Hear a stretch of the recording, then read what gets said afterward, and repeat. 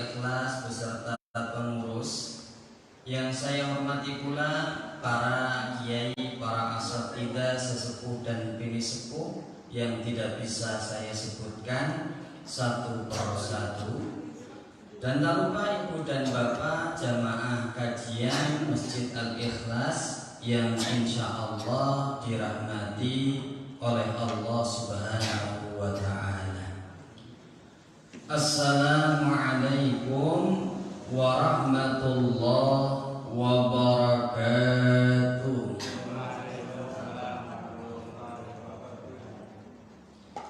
Alhamdulillahi rabbil alamin. Ashhadu an la ilaha illallah wahdahu la syarika lah, wa ashhadu anna Muhammadan abduhu wa rasul. Allahumma salli ala Muhammad wa ala ali Muhammad wa ashabihi ajma'in. Wa qala Allah ta'ala fi kitabillahil karim ba'da a'udzu billahi minasy syaithanir rajim.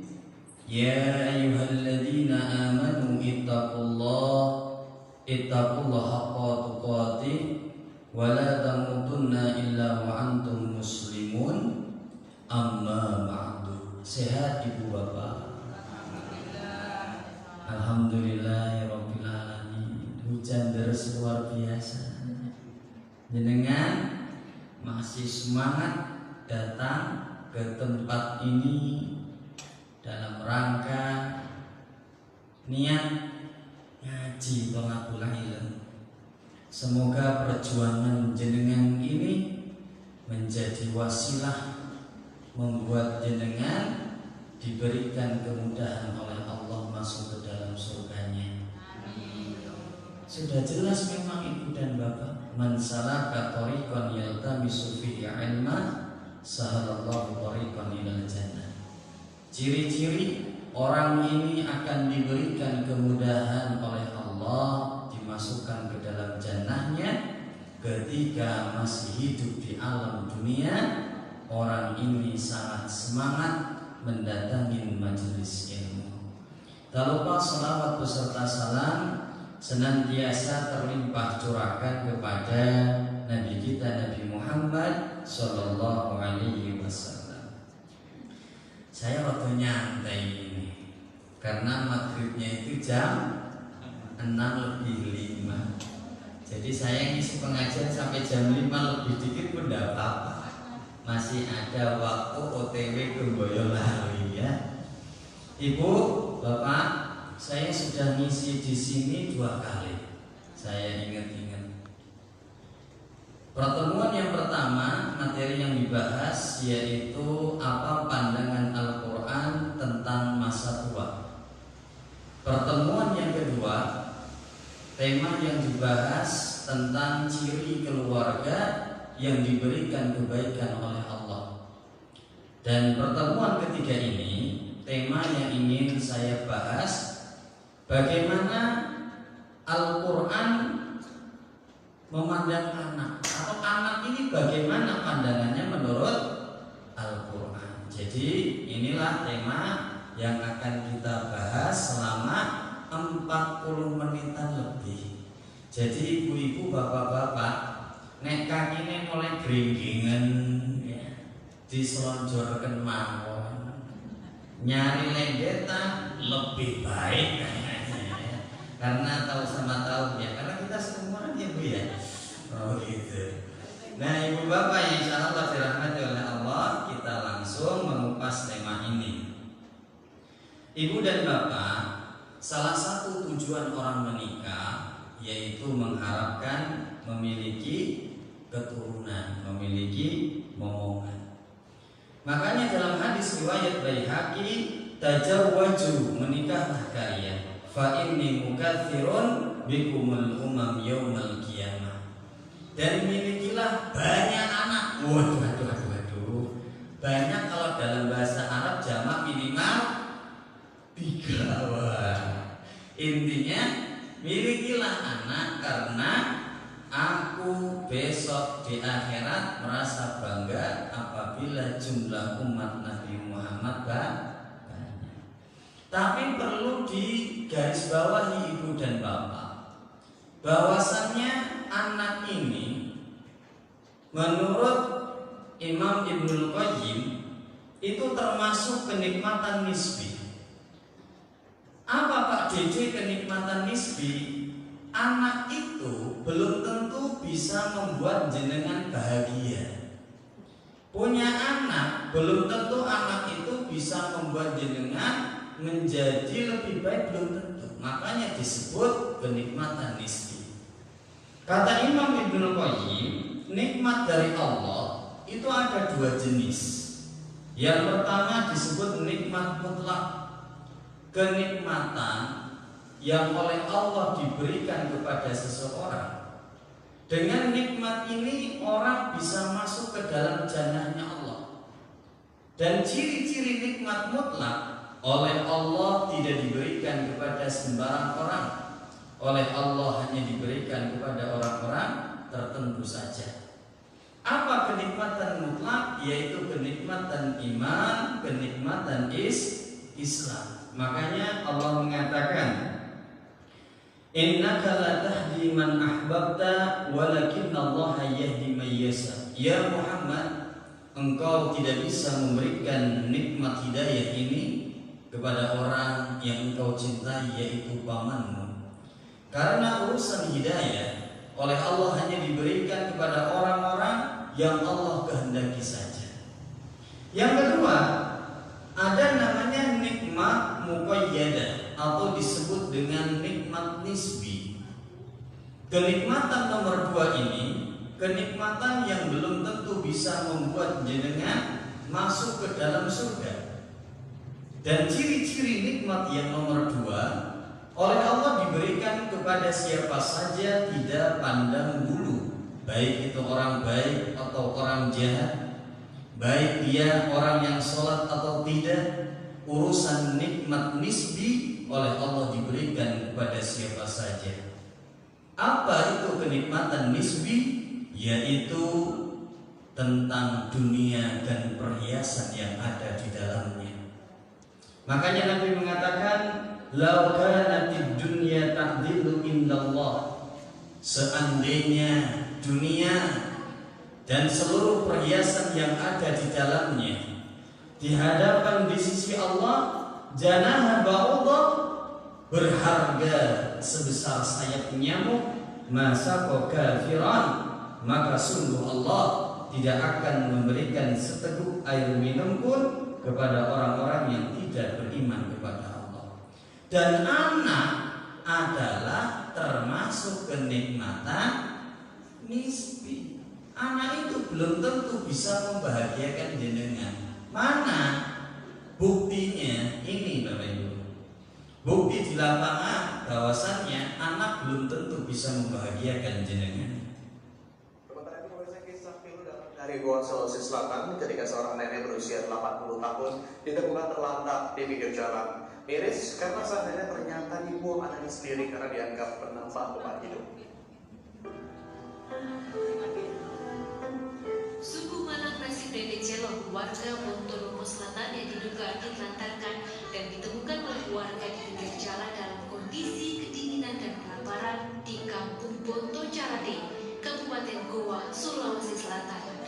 Saat pertama kali ditemukan warga, nenek ini pun terus menangis dengan kondisi mulai lemah akibat kelaparan dan terpaksa dibawa ke balai rumah warga. Di usianya yang kini telah mencapai 80 tahun, Nenek Celok patutnya mendapat perhatian khusus. Namun malah, kelima anaknya justru menelantarkan sang nenek tanpa alasan yang jelas. Anaknya 5 tidak bisa mengurus ibunya satu. Kalau dibalik, ada seorang ibu yang ditinggalkan oleh suaminya meninggal. Ibu ini punya anak 5. Anak 5 keurus no pembuatan, keurus. Berarti benar ya Bapak Ibu, anak itu belum tentu bisa membahagiakan orang tuanya. Makanya kalau kita berkunjung kepada saudara kita yang habis diberikan momongan oleh Allah, Jangan cuma bawa kado, yang paling utama mendoakan Bapak Ibu. Apa doanya? Kita sudah tahu semua.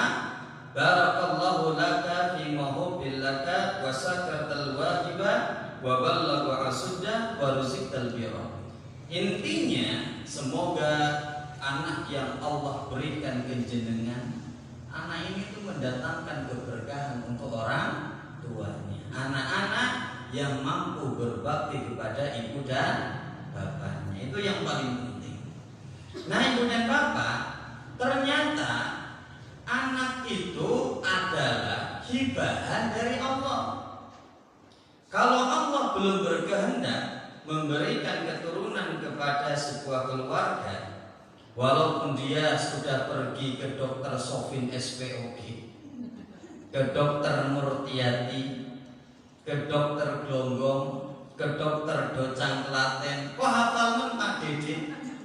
Si ngomong praktisi Bu. Saya tunggu hampir 10 tahun baru diberikan momongan oleh Allah Subhanahu wa ta'ala. Jadi bocil saya di rumah usianya baru 14 bulan. Masih alhamdulillah tetap ya Bu. Nah, artinya keturunan ini adalah hibahan dari Allah, pemberian dari Allah. Coba kita kupas Quran surah Asy-Syu'ara ayat 49 sampai 50. Lillahi mulkus samawati wal ard. Allah lah pemilik langit dan bumi. Yakhluqu ma yasha, dan Allah lah yang menciptakan segala sesuatunya. Yahabu liman yasha'u inathan. Allah berkehendak memberikan anak perempuan kepada siapapun. Wa yahabu liman yasha'u dzukura, dan Allah berkehendak memberikan anak laki-laki kepada siapapun. Aw yujawwijuhum dzukranan wa inathan, dan Allah juga berkehendak memberikan anak laki-laki dan perempuan kepada siapapun. Nyuwun ngapunten ibu dan bapak.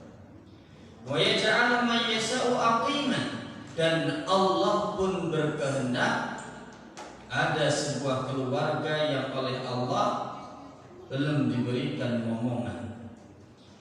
Ibu dan bapak yang insya Allah dirahmati oleh Allah, kita kupas ayat ini. Yang pertama, Allah bilang apa? Yahabul liman yasha'u inathan. Ada sebuah keluarga yang oleh Allah, keluarga ini ditakdirkan hanya memiliki anak perempuan saja. Anaknya 6, wedok ape. Kemarin saya habis isi tasyakuran di daerah belakang Universitas Syahid, perumahan becak situ, Keraton Pulau. Karena ibu ini punya 6 anak perempuan Bu, ditinggal meninggal suaminya. Alhamdulillah anak 6 wedok entas kabeh. Sudah bisa umroh 2 kali, padahal profesinya ubet dodolan gorengan, mijit dan sebagainya. Makanya dia bersyukur bisa mentasnya anak-anaknya. Contohnya siapa Pak Jede? Nabi Lut tidak memiliki anak laki-laki Bapak Ibu. Nabi Lut semua anaknya adalah perempuan. Jadi kalau yang datang atau saudara kita ada yang punya anak ternyata perempuan semua, berarti seperti Nabi Lut. Dan inilah salah satu dalil yang menunjukkan Nabi Lut itu anaknya perempuan. Ketika 3 malaikat yang dikirim oleh Allah mendatangi Nabi Lut, malaikat ini merubah bentuknya menjadi manusia, 3 orang yang sangat tampan, seperti opa-opa Korea. Syaramel. Kemudian penduduk Sodom ini mendobrak-dobrak pintu rumahnya Lut karena mereka ingin mendapatkan 3 lelaki tampan tersebut. Karena kaumnya Nabi Lut adalah homoseksual. Ketika digedor-gedor, Nabi Lut berkata, "Qala ya qaumi, wahai kaumku, haula'i banati hunna atharu lakum." Ini loh saya punya anak-anak perempuan, mereka lebih suci kalian nikahi. Sampai anak perempuannya ditawar loh Bapak Ibu. Kemudian Nabi Lut bilang apa? Fattaqullah, takutlah kalian kepada Allah. Wala tuhzuni fi dhaifi, apakah kalian akan membuat malu aku di hadapan tamu-tamuku? Alaysa minkum rajulun rasyid, tidakkah di antara kalian ada orang yang waras? Mosok lanang seneng kambe wong. Ibu dan bapak yang punya banyak anak perempuan tetap bersyukur dan bahagia, karena anak-anak perempuan ini menjadi tiket kita masuk ke dalam jannahnya Allah dan sebagai penghalang dari panasnya api neraka. Ternyata Bapak Ibu, kata Nabi, man kana lahu thalathu banatin, barang siapa yang memiliki anak perempuan 1, 2 atau 3, wa sabbara alaihinna, kemudian sabar dalam menjaganya, merawatnya, mendidiknya, wa kasahunna min jilatihi, memberikan pakaian yang menutup auratnya, kunna lahu hijaban minan nar, maka anak perempuan jenengan ini akan menjadi penghalang jenengan dari panasnya api neraka. Selanjutnya nomor 2, ayat tadi ada kalimat wa yahabbu liman yasa'u dzukura. Ada sebuah keluarga yang oleh Allah memang ditakdirkan hanya memiliki anak laki-laki saja. Anaknya 10 lanang kabeh. Bisa bayangkan Ibu, anak 3 laki-laki semua aja udah luar biasa di rumah ya. Masya Allah. Ternyata hal ini pun terjadi menimpa kepada Nabi Ibrahim alaihissalam. Nabi Ibrahim alaihissalam tidak memiliki anak perempuan. Dari Sarah ada Ishak laki-laki, dari Hajar ada Ismail laki-laki. Berarti kalau di sini ada keluarga yang anaknya laki-laki semua, berarti seperti keluarganya Nabi Ibrahim. Yang selanjutnya ada kalimat au yujawwijuhum dhukranan wa inathan. Ada sebuah keluarga yang oleh Allah memang keluarga ini diberikan anak laki-laki juga diberikan anak perempuan. Contohnya ya Nabi kita Nabi Muhammad sallallahu alaihi wasallam. Dari Khadijah ayat anaknya adalah 6. 4 perempuan, Fatimah, Ruqayyah, Ummu Kulsum, Zainab. 2 laki-laki, Qasim dan Abdullah. Saat itu Khadijah menikah dengan Nabi Muhammad di usia 40 tahun, masih produktif, punya anak 6. Ibu mau dicoba?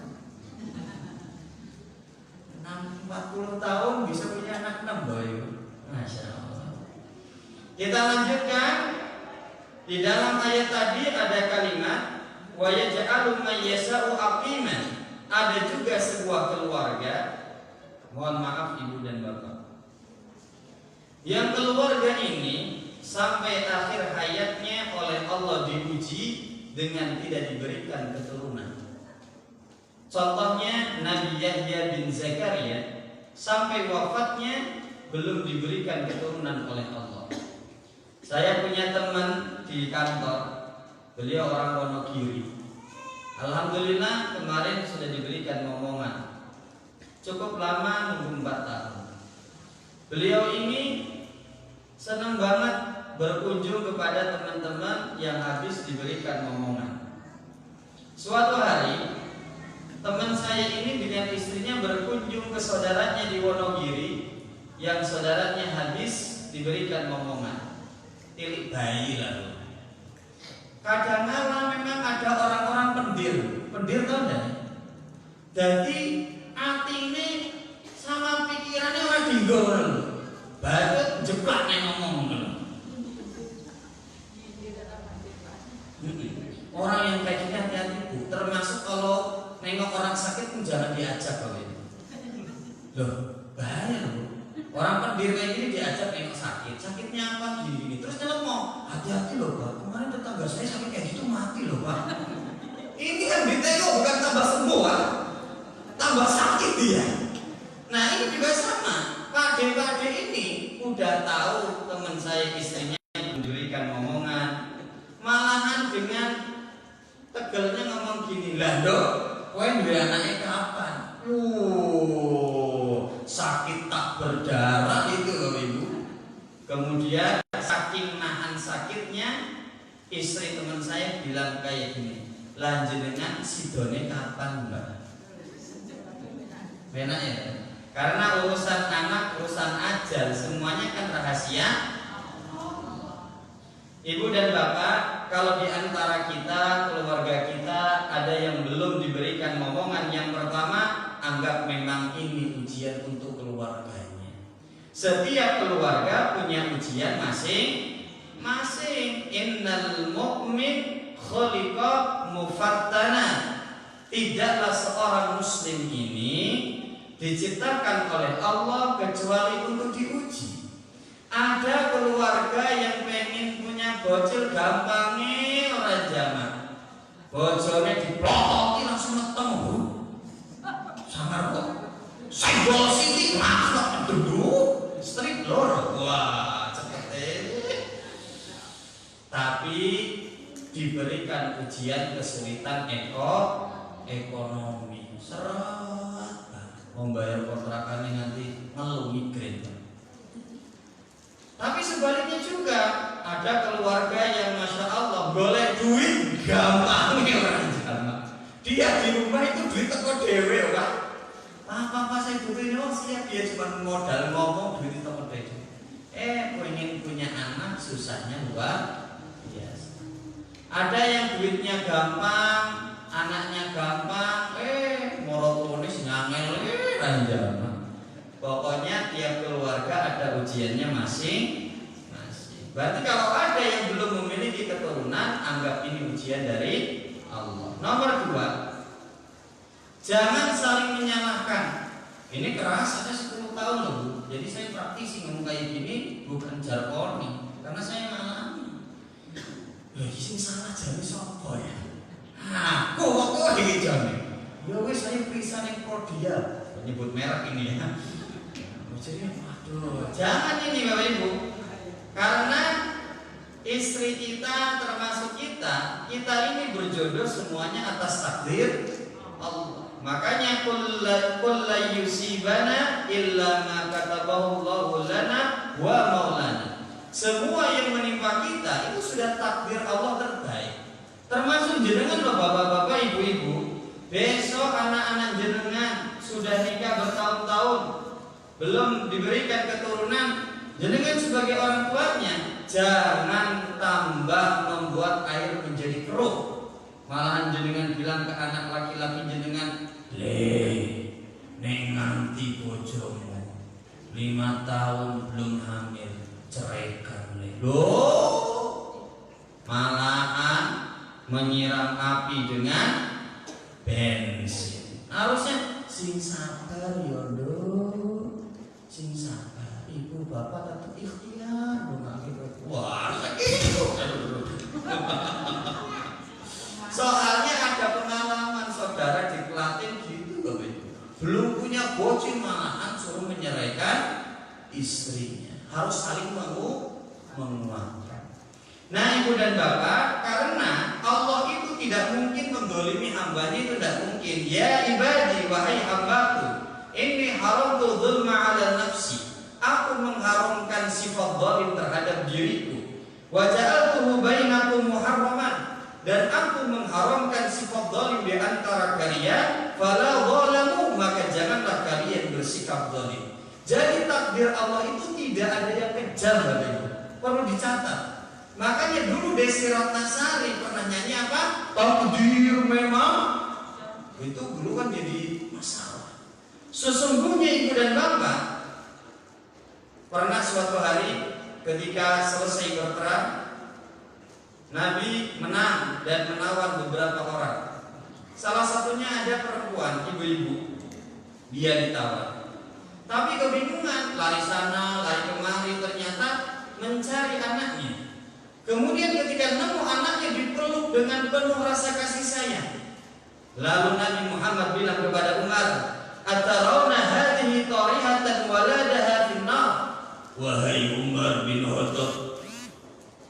Seandainya ibu itu melemparkan anaknya ke dalam api, apakah tegel? Kata Umar, lah, ya mungkin ya Rasulullah. Mosok ada ibu yang tegel melemparkan anaknya. Kemudian Nabi mengatakan, Allahu arhamu bi ibadihi min hadihi biwalidiha. Wahai Umar, ketahuilah, sesungguhnya kasih sayang Allah kepada hamba-hambanya melebihi kasih sayang seorang ibu kepada anaknya. Jadi takdir Allah, kita punya suami ini, punya istri ini adalah sudah takdir terbaik berdasarkan kasih sayang Allah. Sudah pegel apa belum, Bu? Selonjorkan dulu. Nomor 3, jangan pernah putus asa, tetap terus berikhtiar dan berdoa. Karena Nabi Zakaria sudah rambutnya putih semua, istrinya sudah menopause, ibu bapak. Secara ilmu medis kemungkinan untuk punya bocil 0%. Tapi senantiasa berdoa, Rabbi la tadarni fardan, Rabbi la tadarni fardan wa anta khairul warithin. Ya Allah, janganlah Engkau tinggalkan hamba sendirian tanpa memiliki ahli waris. Kata Allah, ibu dan bapak di masa tuanya dan istrinya sudah menopause, ternyata Nabi Zakaria tetap diberikan keturunan oleh Allah Subhanahu wa ta'ala. Selanjutnya nomor 4, sing sabar nggih, dan mohonlah pahala dari kesabaran jenengan. Karena memang ujian belum memiliki keturunan, termasuk ujian rasa takut. Walanabluwannakum bisyai'im minal khauf, dan sungguh aku akan menguji kalian dengan rasa takut. Saya hampir 10 tahun belum punya momongan, ya rada wedi loh. Makin tua, istri juga makin tua. Kalau perempuan kan ada expirednya ya. Kalau sudah menopause sudah susah nanti. Rada wedi aku, jujur bisa. Suatu hari saya tidak ngajar. Saat itu dulu saya masih ngajar SD di Boyolali. Kemana Pak Dede? Saya itu dimintain tolong ngurusi Bapak Haji Siswa Utomo almarhum pendiri Yayasan Nur Hidayah untuk ngurusi jenazah beliau. Selesai ngurusi, besoknya saya masuk lagi ngajar. Saya masih ingat ada murid saya namanya Sarif, orang Banyudono. Ditanya, Pak Dede kemarin kok tidak ngajar kemana? Oh, saya langsung cerita. Kemarin Pak Dede itu ngurusi jenazah bapak ini, bapak. Oh, wah ini kebenaran nih buat ceramah di kelas nih. Makanya anak-anak, kamu belajar agamanya yang sungguh-sungguh. Biar besok kalau ibu dan bapak mau meninggal, kamu yang harus ngurusi. Kamu yang memandikan, mengkafani, menyolatkan sampai memasukkan ke dalam liang lahat. Makanya belajarlah ilmu agama sungguh-sungguh. Sarif ini dengan polosnya bilang apa? Lah, terus Pak Dede besok kalau meninggal, si ngurusi siapa? Kan Pak Dede tidak punya anak. Sakit tak berdarah ini, Bu. Namanya juga bocil kelas 3 SD, ya. Tapi guru nggak boleh kalah sama muridnya. Nah, itu tangga Pak Dede kan banyak itu. Jamaah masih juga ada. Padahal di hati ada batu-batu gitu ya. Ibu dan bapak, hal ini pun pernah dirasakan oleh Aisyah. Aisyah adalah istri Nabi Muhammad nomor 3. Dinikahi dalam keadaan gadis. Bertahun-tahun sampai wafatnya, Aisyah ini tidak memiliki anak.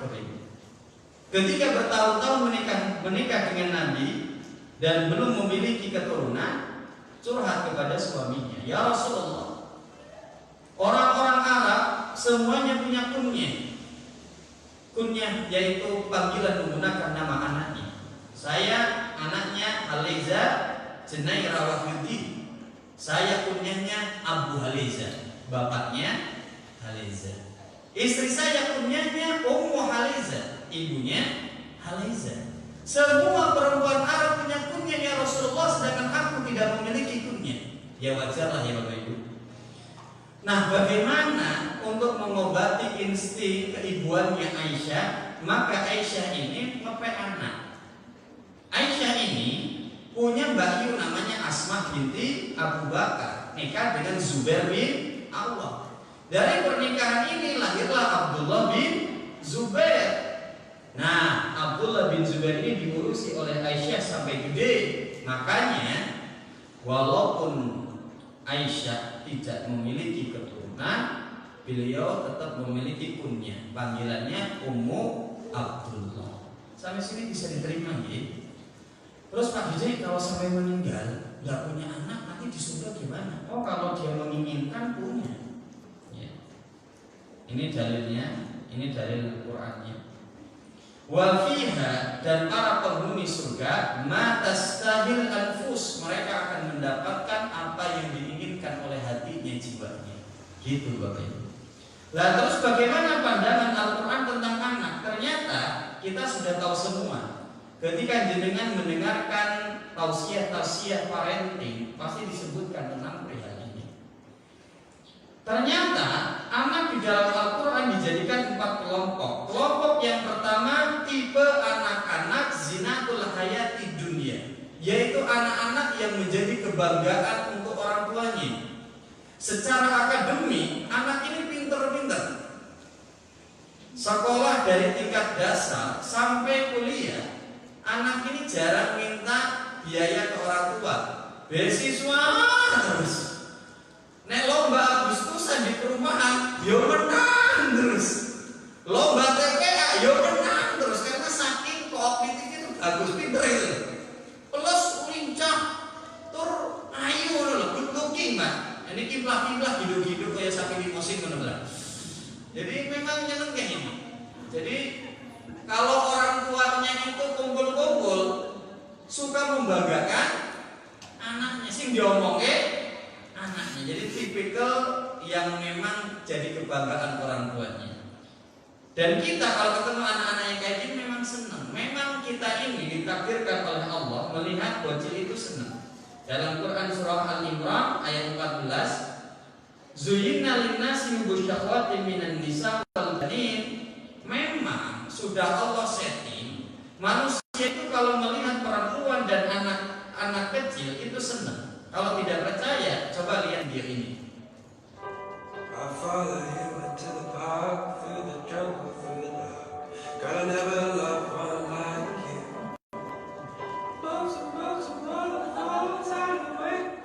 Ya makan pisang. Nah, lucu nama buatan Bu.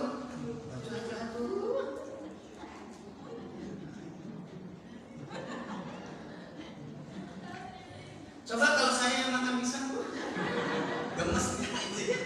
Tetap enggak. Artinya memang fitrah gitu loh. Orang itu kalau lihat bocil senang, tapi ingat bocil ini jangan sampai membuat jenengan lupa kepada Allah. La tulhikum amwalukum wala auladukum an dzikrillah. Jangan sampai anak yang jenengan miliki itu membuat lupa kepada Allah. Karena di dalam hadis riwayat At-Tabrani dijelaskan al-waladu mahzanatun. Kadangkala anak itu membuat sedih orang tuanya. Misalnya punya anak ketika lahir sudah diuji dengan sakit-sakitan terus. Misalnya ini teman saya ada yang diuji dengan lahir, itu ada yang bibir sumbing harus operasi ini, mohon maaf. Ternyata kata teman saya bersyukur Pak Dede, ketika sampai ke keluarga dia lebih parah katanya. Ada yang tangan kakinya itu dempet semua. Jadi masya Allah ibu dan bapak. Atau anaknya nakal ya luar biasa. Itu bikin orang tua sedih.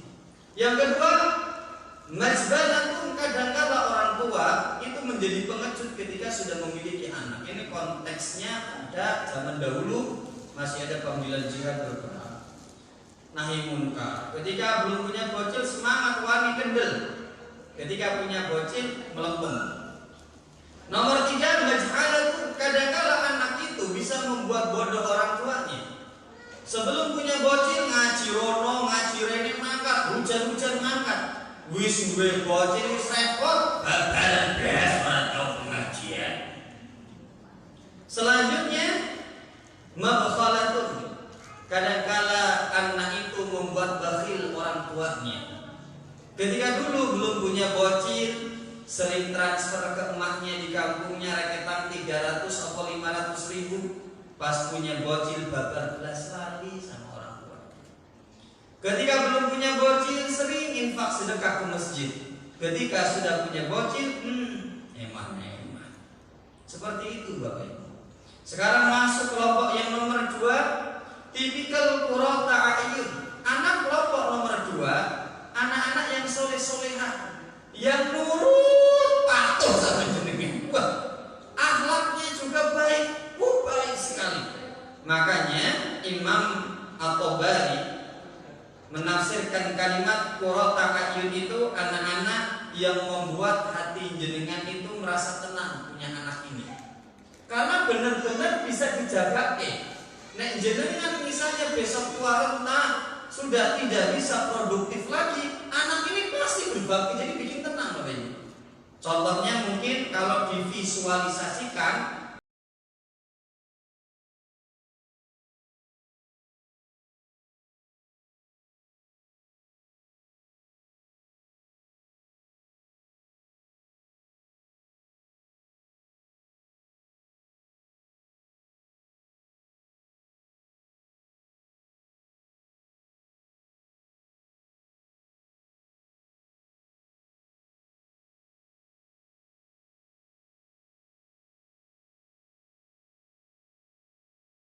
membuat jenengan tenang punya anak ini. Karena ketika masa lemah jenengan diopeni tenang. Bukan hanya di dunia, anak tipe nomor 2 qurrata a'yun ini mengangkat derajat jenengan besok di akhirat. Sampai-sampai jenengan diberikan kedudukan yang tinggi di dalam surga. Jenengan sampai gumun dewe, sampai bilang, ya Rabbi ana yali hadhihi, ya Allah, ini beneran buat saya. Jenengan gak bercanda kan ya Allah? Karena saya tuh tahu diri waktu hidup gak soleh-soleh amat gitu. Karena mendapatkan kemuliaan yang tinggi. Kata Allah, iya, bistighfari walidaka laka. Ini adalah penyebabnya karena doanya anak-anak soleh dan solehah sampean yang senantiasa memohon ampun untuk kedua orang tuanya dan beramal soleh untuk kedua orang tuanya, maka diangkat derajat jenengan di dalam surga ini. Kelompok yang nomor 3 adalah fitnatun, anak-anak yang dia ini menjadi ujian untuk kedua orang tuanya. Pak, waduh, ini malah migrain, asam lambung naik Pak. Tengkir tenanan Pak, kenceng mikir ini. Tuh, gak pernah pulang, sekali pulang ngedoli barang-barang yang rumah. Dibelikan Satria-ku nganti 5 kali gadeke. Gur motor, HP, tiap bulan tol. Aduh, nanti astagfirullah, real ini ya, real beban keluarga ini ya. Ujian. Atau dalam bentuk yang lain, nyuwun ngapunten ibu dan bapak, nyuwun ngapunten saudara. Ada sebuah keluarga yang oleh Allah diuji dengan memiliki anak dengan kebutuhan khusus, Down syndrome, cerebral palsy, autis dan sebagainya. Ini ujian dari Allah. Tapi kita ambil hikmahnya dari nasihatnya Ustadz Umar Miftah. Karena beliau ini seorang praktisi, punya kakak 2, usianya 40 tahun ke atas, ngancingkan baju saja tidak bisa. Apa ucapan beliau? Makanya Masya Allah, anak itu wallahi sebuah hal yang besar. Bagaimana kalau anak kita dilahirkan berkebutuhan khusus? Tidak ada produk gagal dalam ciptaannya Allah. Kalau kita ada, beliau bilang Allah itu tidak mungkin menciptakan produk gagal kayak pabrik, itu kurang mungkin. Dan Allah kan sudah bilang tadi di depan, Allah itu tidak mungkin akan mendolimi hambanya. Kalau memang ada anak memiliki kebutuhan khusus real, ini ujian dari Allah. Ibu dan bapak, seandainya anak ini ketika dilahirkan, dia boleh milih, pasti pengen dilahirkan dalam keadaan normal. Mereka pun yo pengen sekolah, mereka pun yo pengen kerja, mereka pun yo pengen berumah tangga. Tapi apalah daya, Makanya anak-anak yang memiliki kebutuhan khusus besok di akhirat tidak dihisab. Makanya para ulama mengatakan mereka adalah calon penghuni surga yang sekarang masih hidup di dunia. Dan kita kalau melihat ada keluarga yang membawa anaknya dengan memiliki kebutuhan khusus, tolong mata kita dijaga, pura-pura tidak lihat saja. Bisa diterima ya? Selanjutnya nomor berapa? 4.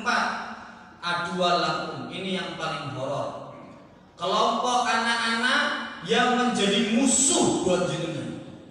Para ulama sepakat ketika seorang anak menjadi musuh untuk orang tuanya, ini ujian yang sangat berat, yang sangat berat.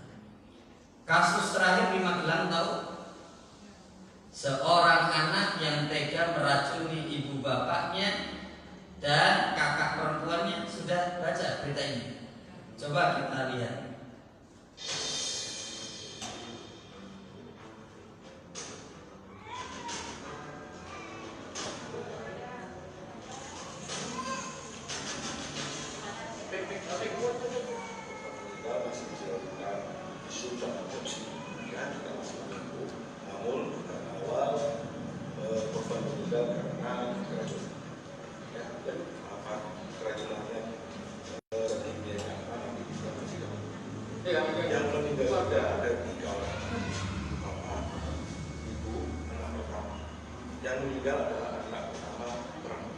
Posisinya pada saat meninggal semuanya ada di kamar. Anak ini pengen kuliah ke London. Padahal bapaknya itu habis pensiun, tapi bapaknya golongan menengah ke atas karena mantan pimpinan BUMN di Magelang. Nah, singkat cerita, bapaknya bilang, bapak habis pensiun, kalau sekolah ke luar negeri berat gitu. Tapi tetap ngeyel. Untuk mewujudkan cita-citanya, dia ini ngereti gajinya bapaknya terus.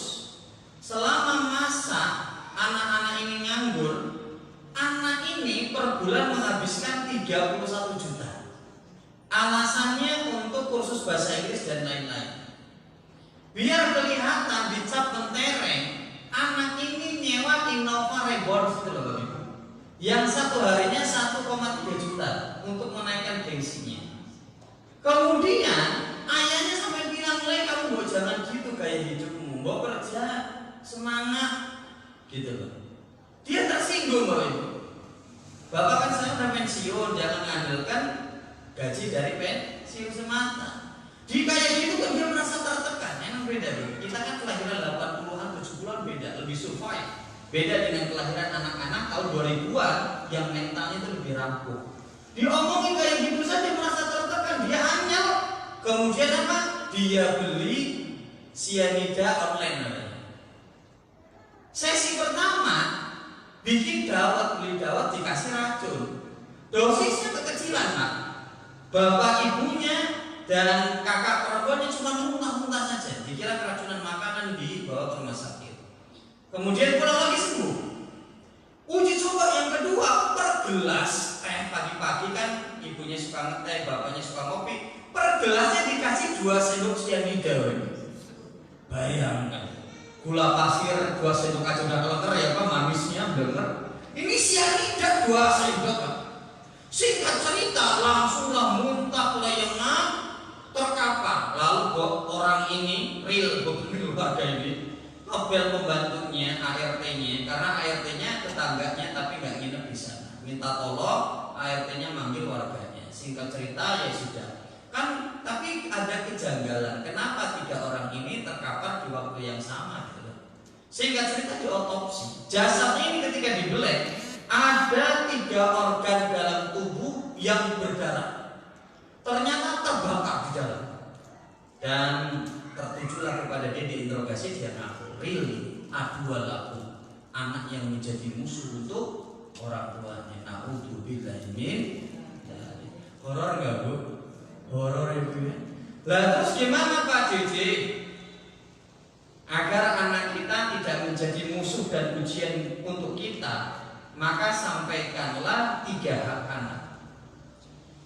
Suatu hari Umar bin Khattab kedatangan bapak-bapak. Wahai Umar, aku akan mengadukan anakku kurang ajar, pelitnya luar biasa. Anaknya dipanggil, bawa anaknya ke sini. Dinasihati sama Umar, apa kamu ini tidak takut dengan siksaan dari Allah atas dosa besarmu ini, uququl walidain, durhaka kepada orang tua? Anaknya malah jawab, kalau anak bisa durhaka kepada orang tua, apakah orang tua bisa durhaka kepada anaknya? Bisa, kata Umar. Apa durhaka orang tua terhadap anaknya?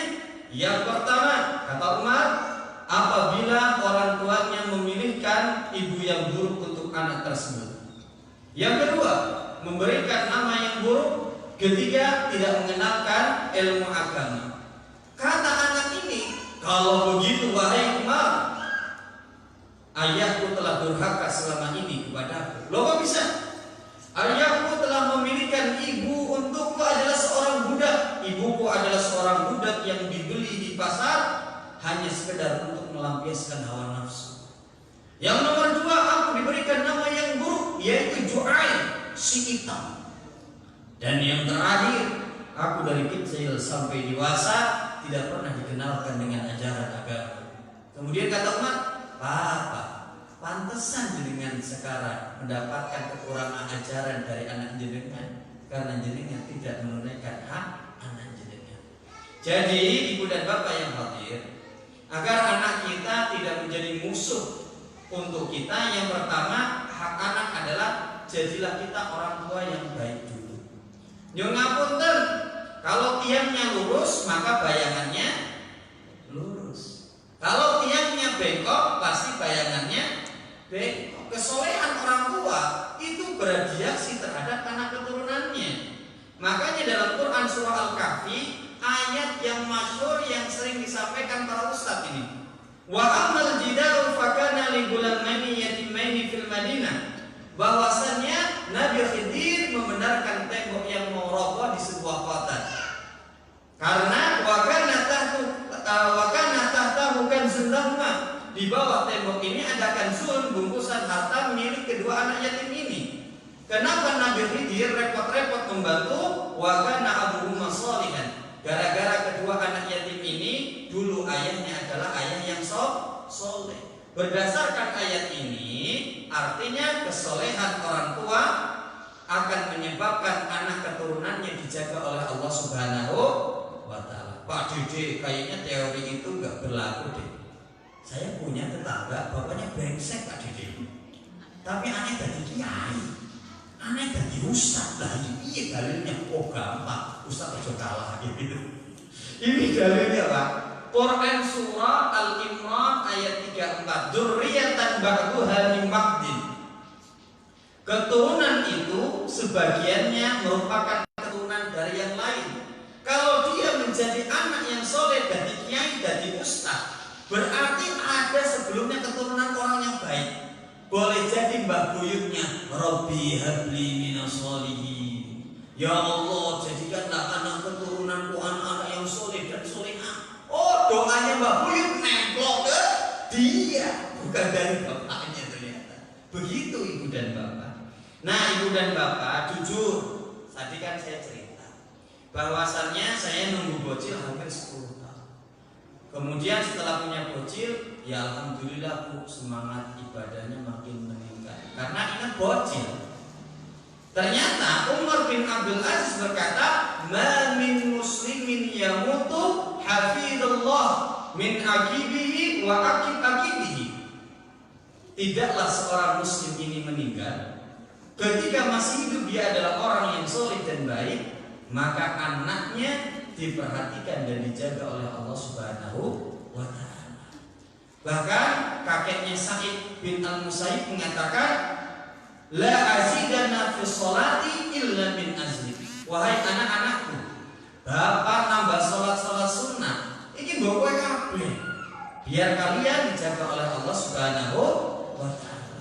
Bapak jenengan ketika salat sunnah ditambah rakaatnya, ketika tilawah sedekah, sebenarnya bukan hanya untuk jenengan amalan soleh itu, akan tetapi amalan soleh itu bereaksi terhadap anak keturunan jenengan. Bisa diterima ya? Hak anak itu jadilah kita orang tua yang baik terlebih dahulu. Selanjutnya sudah jam 5 menit lagi buat ya Bu. Hak anak yang nomor 2 adalah berikan nama yang baik, karena setiap nama akan memberikan pengaruh kepada orang yang tersebut. Ada sebuah mahfudhah di dalam orang-orang Arab, yaitu likulli musamma, setiap nama min ismihi yang nempel pada diri seseorang nasibun akan memberikan pengaruh kepada orang tersebut. Dulu ada kakeknya Sa'id bin Al-Musayyab, namanya Hazan, artinya sedih. Ketemu dengan Nabi, masmuka ya akhi, sapa jenengmu? Ismi Hazan. Nama saya Hazan ya Rasulullah. Kok nama Hazan aneh men? Tak ganti mau apa enggak? Orang ini bilang, enggak mau ya Rasulullah, ini pembelian bapak saya, ya wis. Semenjak itu orang ini senantiasa susah dan sedih, walaupun dia berada di kerumunan orang yang sedang berpesta. Bapak Ibu, nama itu memberikan pengaruh kepada pemiliknya. Yang kedua, dari nama kita bisa mengetahui keadaan orang tuanya. Dari nama anak kita bisa mengetahui kadar pemahaman agama orang tuanya. Makanya ada sebuah mahfudhah, min ismika a'rifu abaka. Dari namamu saya bisa mengetahui keadaan bapakmu, orang tuamu. Contoh, bapak mertua saya, untung orang toko pengajian. Anaknya 6. Anak pertama Mbak Dewi nikah sama orang Musuk Boyolali. Anak yang kedua Mbak Rati nikah sama orang Klaten. Anak ketiga Tika nikah sama Dede Wahyudin. Nomor 4 Fatimah. Nomor 5 Abdurrahman. Nomor 6 Abu Dawud. Kapan bapak mertua saya mulai sergap ngaji tenanan? Anak keberapa? Anak ke 4. No, Fatimah, Abdurrahman, Abu Dawud. Betul betul. Saya kan guru Bapak Ibu. Jadi kalau absen di kelas ada nama Muhammad Valentino Rossi. Bapaknya penggemar motor GP ya. Jadi dari nama anak, karakter-karakter maknanya itu bisa mewakili pemahaman orang tuanya. Bisa diterima nih? Nyonya punten nama saja itu memberikan pengaruh kepada anak, apalagi makanan haram yang diberikan kepada anak, lingkungan yang buruk diberikan kepada anak sangat berpengaruh luar biasa. Makanya dalam hadis riwayat Ahmad, innakum tud'auna yaumal qiyamah. Besok kita semua ini di akhirat akan dipanggil oleh Allah bi asma'ikum wa asma aba'akum, dengan nama kita dan nama orang tua kita. Fa ahsinu asma'akum, maka perbaguslah nama-nama jenengan. Dari hadis ini saya terinspirasi memberikan anak perempuan saya itu ada nama sayanya. Jadi Haliza Junairah Wahyudin. Karena kan tiap orang itu akan dipanggil oleh Allah namamu dan nama bapaknya. Makanya ibu-ibu yang tinggal di perumahan tidak boleh belakangnya itu nama suami. Tetap nasabnya itu ke nama bapak jenengan. Bisa diterima nggih? Nah, ibu bapak, itu poin yang kedua. Terakhir nggih, ajarkanlah ilmu agama dulu sebelum ilmu yang lain. Ini penting sekali. Saya pernah ceritakan nih Bapak Ibu. Ini tetangga saya dulu sedang sekarat. Namanya Pak Slamet. Anaknya yang pertama profesinya kahin dukun, anak kedua punya usaha alat tulis. Cucunya nangis-nangis. Lihat Pak Slamet lagi sekarat, anak yang profesinya kahin dukun ini cuma bilang, Pak, jenengan selamat. Ya memang bapaknya jenengan selamat. Anaknya yang kedua yang usaha alat tulis, karena tidak paham ilmu agama, ngerti bakakungnya bapaknya sekarat, malahan diwacake surah Yasin. Bawa tenang. Kan simpel sebenarnya, man akhir kalami la ilaha illallah dakhalal jannah, ditalkin gitu loh. Cucunya nangis-nangis nyekel topi bakakunge serumah gak ada yang paham cara menuntun orang yang sedang sakaratul bayar. Makanya anak yang tidak paham agama nanti yang susah dengan ketika masa tuanya. Bisa diterima nggih? Alhamdulillahirabbil anakmu investasi dunia akhirat jenengan. Alhamdulillah. Jam 5 lebih 10 nih, itu jam 5 lebih 5. Kayaknya akuratan jam saya ya. Punya waktu 5 menit. Monggo Ibu dan Bapak, kalau ada yang mau bertanya, saya persilahkan.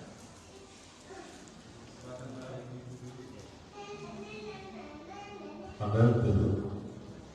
Kalau ada yang mau bertanya atau dari Bapak.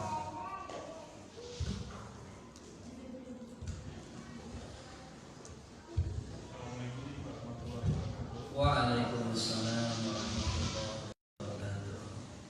Tadi dikatakan anak yang berkebutuhan khusus, Pak, nanti tidak bisa. Pertanyaan saya, kalau anak itu non muslim gimana? Kenapa? Kalau anak itu non muslim. Oh. Ibu dan Bapak yang insya Allah dirahmati oleh Allah Subhanahu Wa Taala, baru saja kemarin saya baca artikel itu. Tapi mohon maaf, saya akan menjawab dengan sisa-sisa ingatan saya ya. Karena saya baca artikel itu tapi nggak tak hafal, cuma baca aja sekilas. Jadi ada 2 kelompok besok di akhirat, yaitu anak-anak yang mereka ini meninggal sebelum dalam keadaan balik. Ada 2 kelompok, anak-anak yang muslim dan anak-anak yang non muslim. Ternyata besok anak-anak yang belum balik ini berada di dalam surga. Mereka ini akan diasuh oleh Nabi Ibrahim alaihissalam. Terus bagaimana anak-anak yang non-muslim, anak-anak non-muslim yang mereka meninggal baik kebutuhan khusus atau belum balik, mereka akan menjadi pelayan-pelayan di surga. Jadi hadisnya seperti itu. Masih ingat saya itu, cuman saya nggak tak hafal itu loh, nggak tahu. Nah ini, jadi jawabannya itu. Jadi 2, kalau dia anak-anak dari golongan muslim, mereka ini akan berada di dalam surga diasuh oleh Nabi Ibrahim. Dan mereka ini pengen bertemu dengan orang tuanya besok. Dan yang kedua, kalau mereka yang non muslim, mereka akan menjadi pelayan-pelayan di dalam surga. Seperti itu jawabannya. Jadi bisa dibaca-baca lagi aja. Yang saya baca itu kemana ya? Gimana Mas terjawab ya? Gimana? Kalau belum balik, Ya itu sama. Jadi kebutuhan khusus belum balik, statusnya mereka berada di dalam surga dan menjadi pelayan-pelayan di surga. Dalam hadis. Hah? Kalau sudah balik, mereka sudah beragama, berarti ya bukan ini dong. Udah punya tanggung jawab sendiri. Enggak, maksudnya kalau kebutuhan khusus kan sama sekali dia enggak. Antara balik dan berakal beda. Oh, kenapa begini? Kenapa anak-anak yang berkebutuhan khusus dia tidak dihisab? Bukan perkara baliknya, karena dia ini akalnya kurang sempurna, karena nggak bisa memahami syariat, gitu. Memang secara biologis kata Ustaz Umar Miftah, walaupun mereka memiliki kebutuhan khusus, mereka tetap memiliki syahwat. Makanya Ustaz Umar Miftah itu tidak berani ngisi kajian terlalu jauh dan lama. Jadi kata beliau itu, saya itu nggak bisa meninggalkan terlalu lama rumah, karena di rumah ada istri juga gitu, ada anak-anak saya dan ada kakak-kakak saya yang harus saya rawat, kata beliau. Jadi nggak bisa lama. Tetap Bapak Ibu, insting naluri syahwat itu ada kan? Gitu Bapak Ibu. Tapi nggak bisa memahami syariat. Gimana Ibu sudah dijawab? Gitu. Jadi intinya yang kebutuhan khusus besok di akhirat tidak dihisab. Yang saya baca di beberapa fatwanya Syekh dari Saudi seperti itu. Ada lagi Bapak Ibu? Mau bertanya Ustaz. Nah itu kan memberikan nama yang baik. Iya. Kan kita lihat itu orang tua sudah memberikan nama yang baik.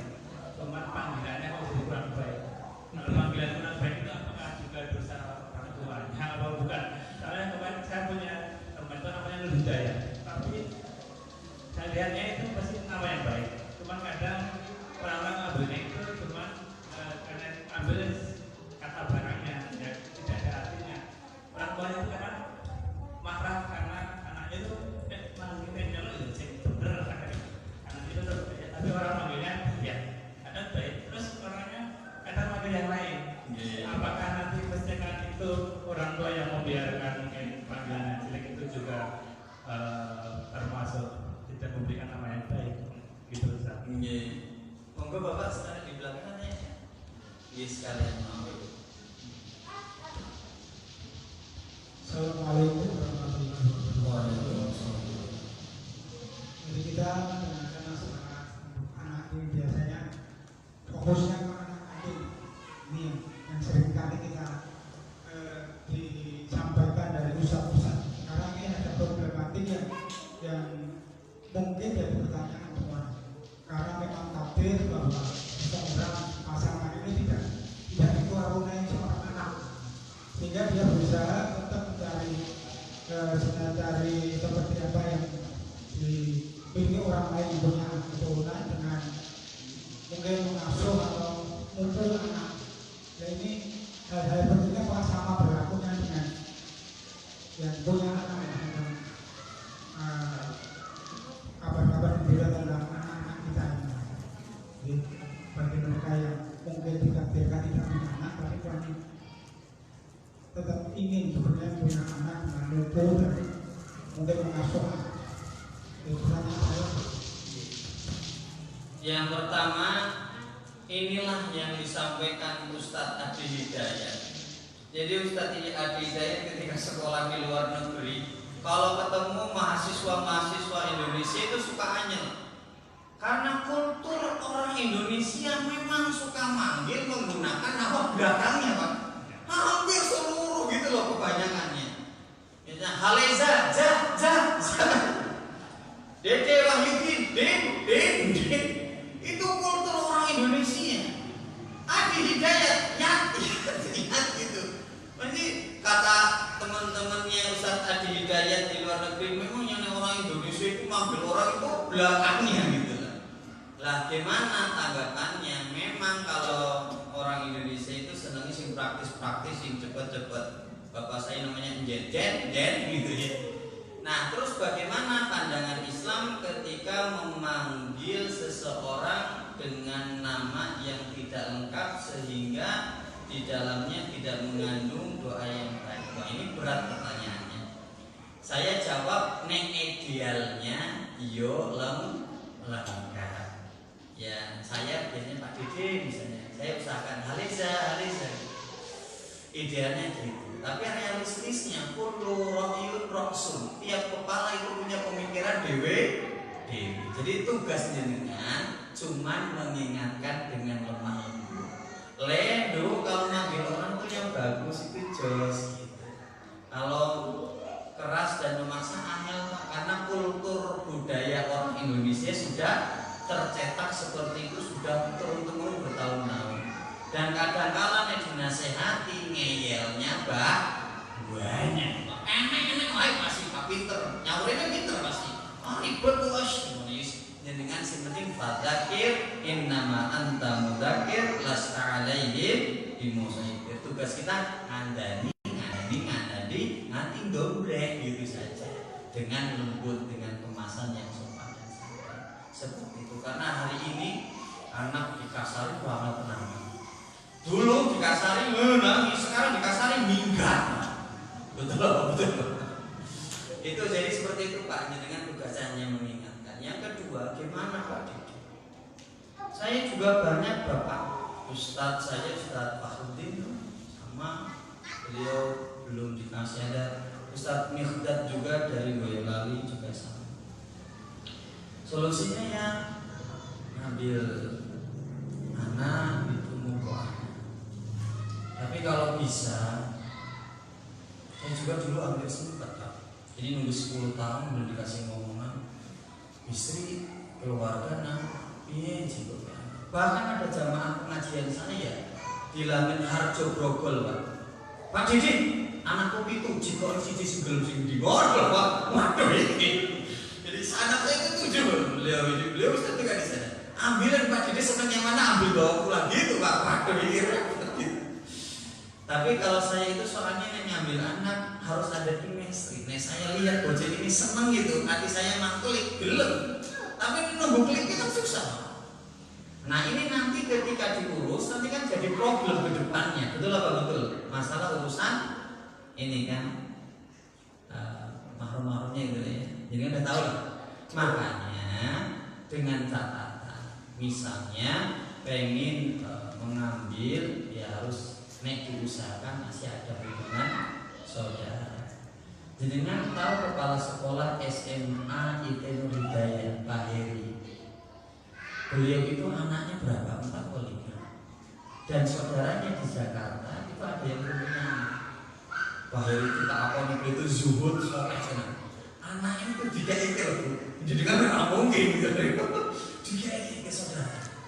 Tapi dikasih tahu ini bapak. Tapi saking beliau masya Allah itu diurus sama saudaranya di Jakarta. Jadi jika saya bisa memahami karena saya punya pernah alami mau ngambil anak.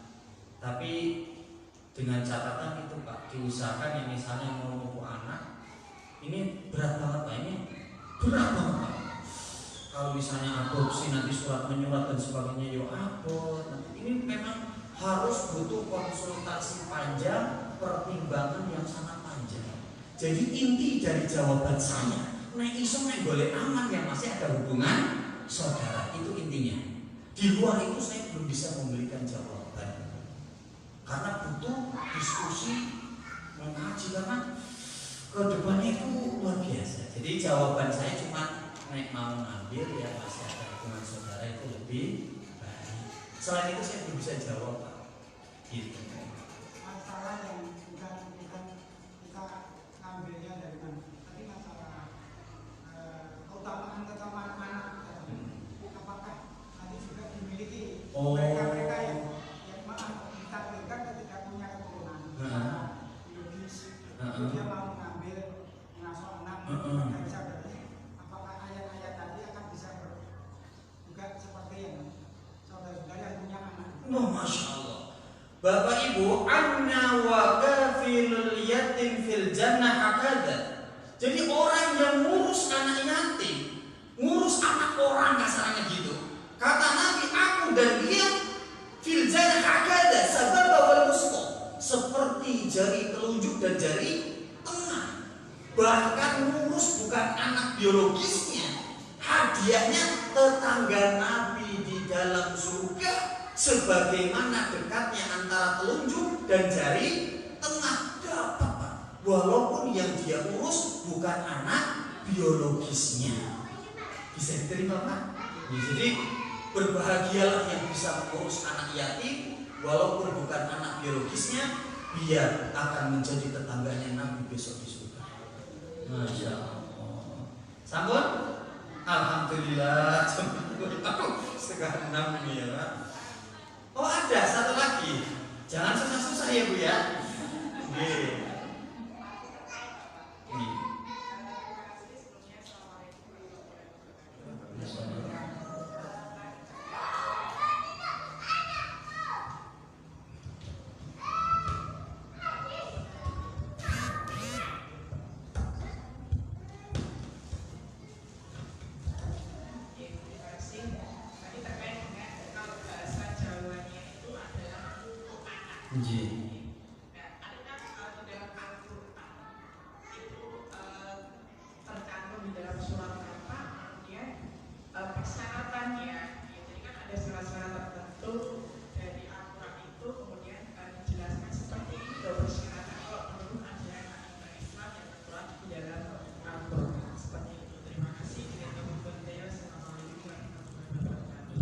Waalaikumsalam.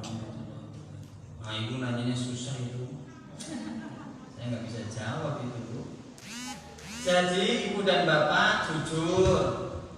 Jadi problem yang akan ditemui oleh orang-orang yang memupuk anak adalah nanti urusan mahram-mahroman itu.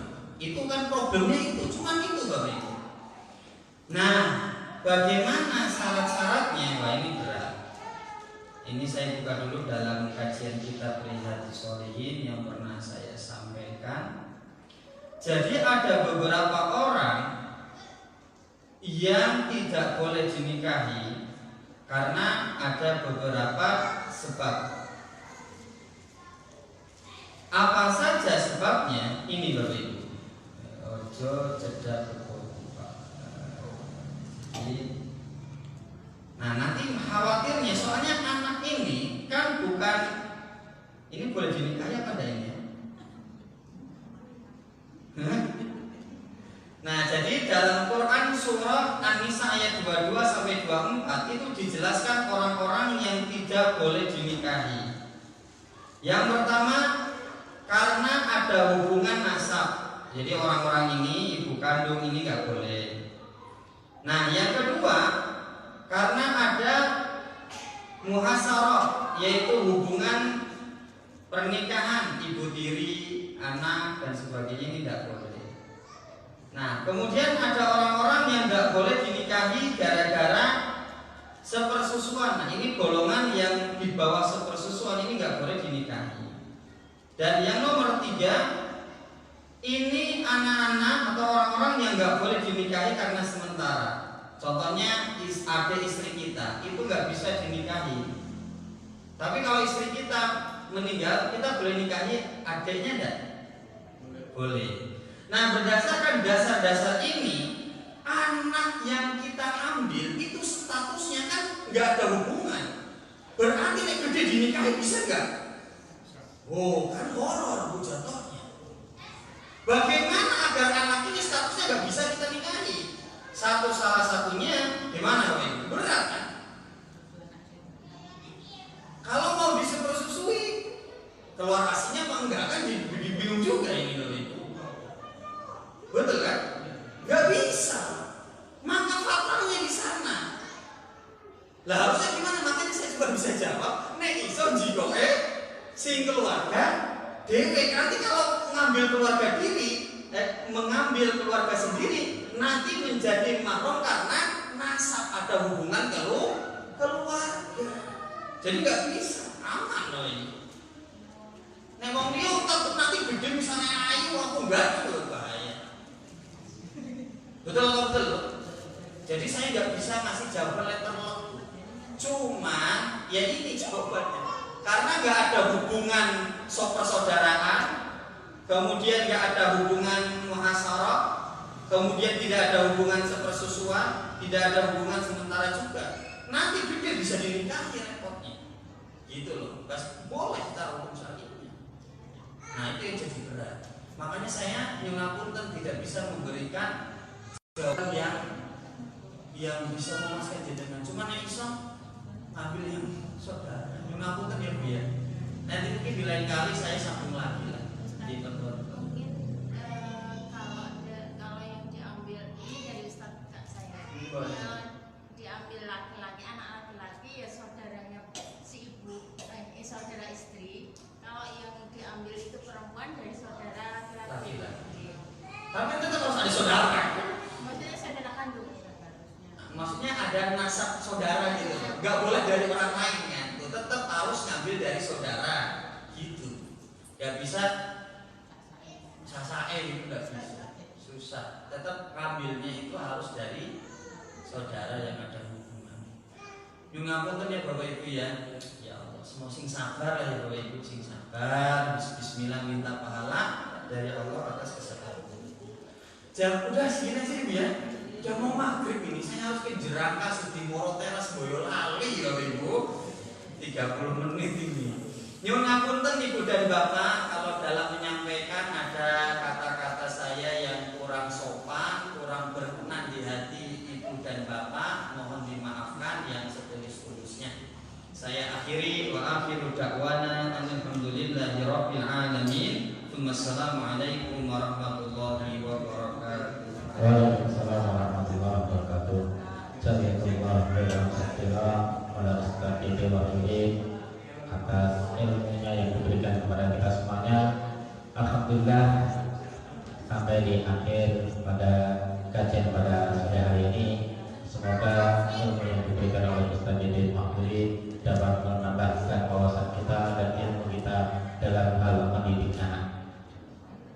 demikian untuk kajian pada sore hari ini.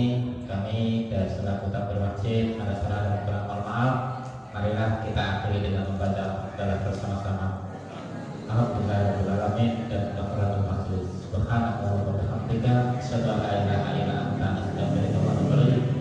Terima kasih. Assalamualaikum warahmatullahi wabarakatuh.